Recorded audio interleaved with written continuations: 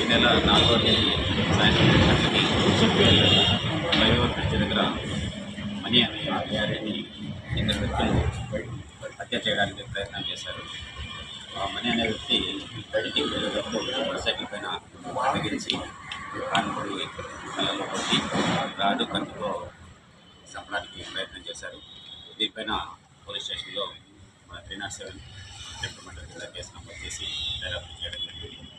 దీన్ని విచారణ చేస్తే నిజంగా ఈ వ్యక్తి ఎవరైతే మనీ ఉన్నాడో ఈయనకు మొదటి ముద్దాయి A1 శ్రీనివాసులు, వీళ్ళిద్దరూ ఇంతకుముందు చాలా క్లోజ్ ఫ్రెండ్స్. వీళ్ళిద్దరు కూడా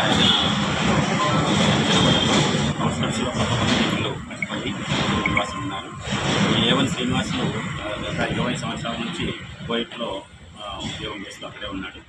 ఇక్కడ హరిజనవాడలో వాళ్ళ భార్య పిల్లలు మాత్రమే ఉండేవాళ్ళు. వాళ్ళకి పక్కన మనీ కూడా ఉండేవాళ్ళు.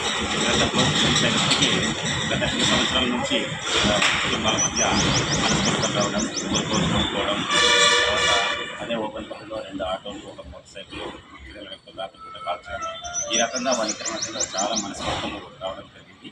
అదేవిధంగా ఈ శ్రీనివాసం ఏదైతే సొంతూరు ఓపెనపల్లి ఉందో అక్కడి నుంచి వీళ్ళ భార్యను కొట్టిన తర్వాత వాళ్ళు ఇక్కడ నుంచి రాజంపేటకు ఫ్యామిలీ షిఫ్ట్ చేయడం జరిగింది.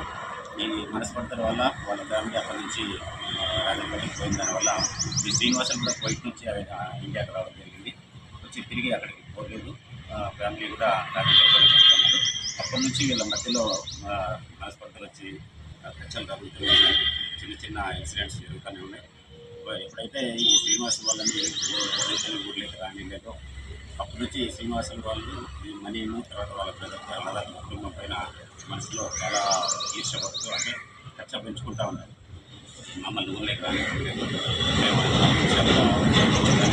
మా పైన దేవుని మాట్లాడించుకుంటూ ఉన్నారని చెప్పి మనసులో చాలా కక్ష పెంచుకొని వాళ్ళు ఎట్లనే కానీ సంతే కానీ మనము బతకలేమనే ఉద్దేశంతో 4వ తేదీ ప్లాన్ చేసి టిక్వెల్ రోడ్లో ఎక్కడికైనా అటాక్ చేసి వాళ్ళని చేయడానికి ప్రయత్నం చేశారు. మనం వీళ్ళిద్దరినీ కూడా దీనిపైన ఇంకా ఎవరైనా ఉన్నారని కూడా విచారణ చేస్తున్నాం. అన్ని ఆధారాలతో ఇంకా